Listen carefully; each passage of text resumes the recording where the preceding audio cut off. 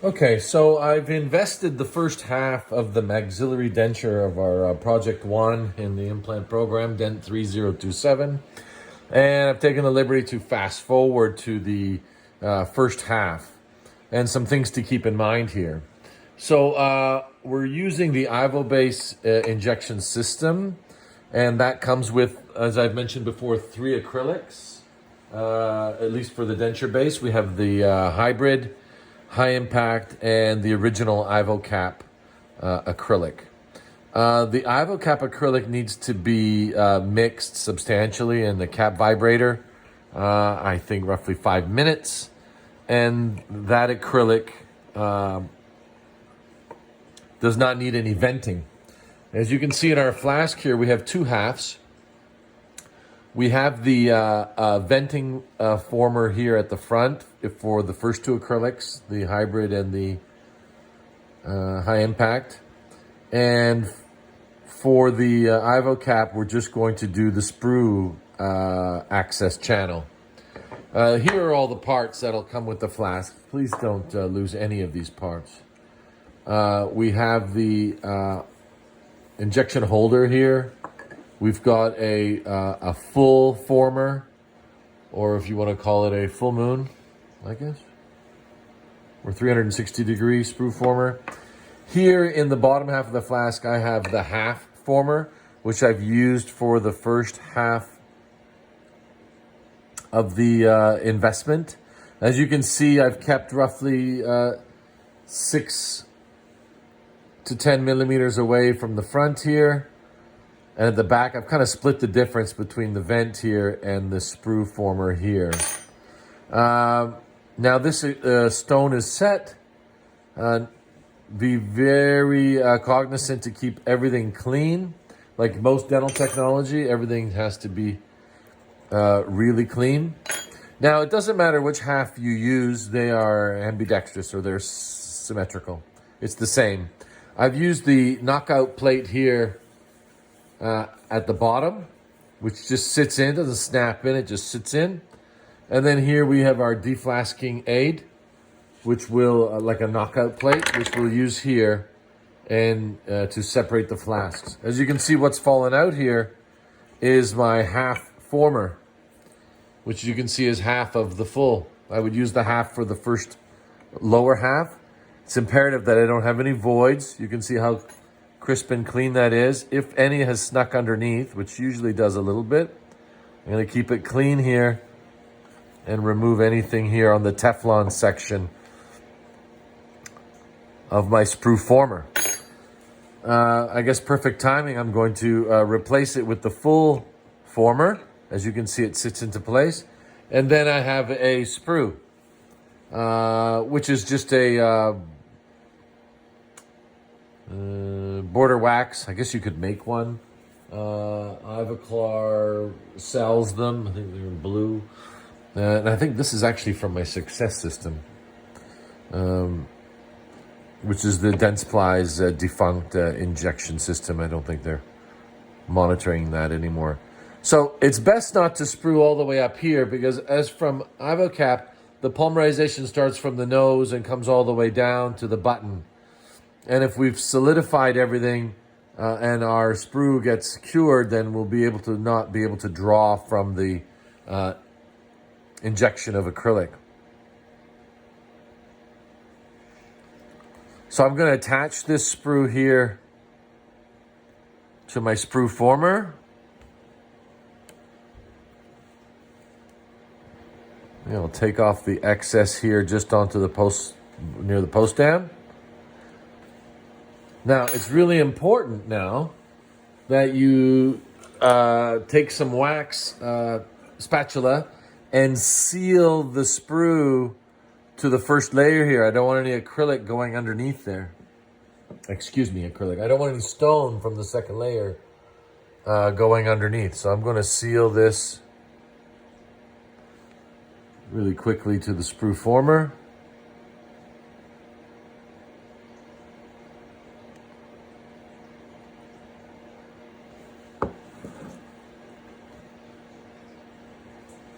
And once I've done so, now I'm ready to separate the second half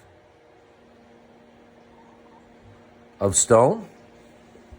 I'll use a water glass. You could use soap and water. I would refrain now from using anything that has space to it, like a Vaseline. What happens is if we have a Vaseline that's taking a space here, we're creating a space and possibly we have leakage outside the side of the flask. A lot of the times, like good dental technology or good technology equipment is deemed, oh, that's useless because I've got leakage. And most of it's not following instructions. So I've got my sprue former here attached to the full former, sealed to the bottom, entering in the denture base in the center. Now for the lower, from the previous video, we did 2. I think for the upper, 1 would suffice. At least for Ivocap. If we're not venting, we're not using the Ivobase.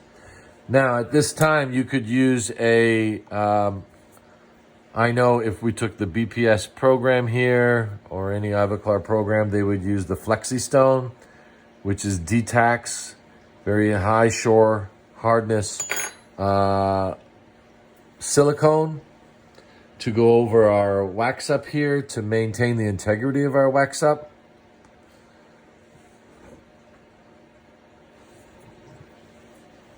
We could use Zeta Labor, which is like, at least we're using the titanium, very high shore hardness. Or we could use the traditional plaster dental stone, a mixture of the two.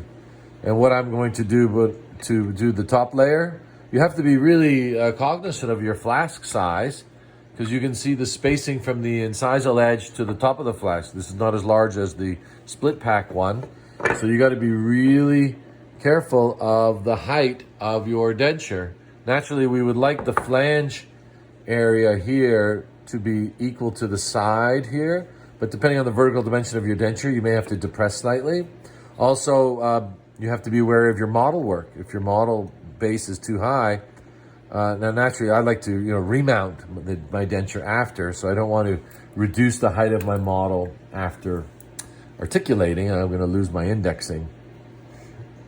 So I'm going to separate, and then I'm going to invest the top half. Whether you use a silicone, which I can demonstrate in the classroom, or you can use a straight plaster. But for the purposes of this video, these are all the pieces that you will need. Don't lose any of them, please. We've got the knockout plate, the half moon, the injection holder or acrylic capsule holder, and we've got the full moon here to invest the top half. Separate the stone, Vaseline the flask. Really careful that everything is spotless clean. Spotless clean in most dental technology, that helps. And secure together after separating. Locking keys on the flask. It's hard for me to hold it at the table. I'll do it here. My hands are cold. Jeez. And they go on really easily. That'll hold it together. And then I'll mix a really liquid stone. I'll go with my finger and adapt the plaster very close to the wax, breaking any surface area between the wax and the stone. Don't want any voids.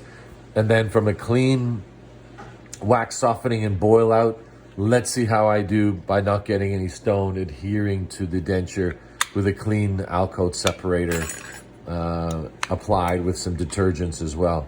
So things to keep in mind again. Maintain the space here from the anterior section. The sprue attached at the back here. If you want to flare it out slightly, I mean, this is under constant pressure. I think maybe about 50-55 minutes. I'll add just a touch here.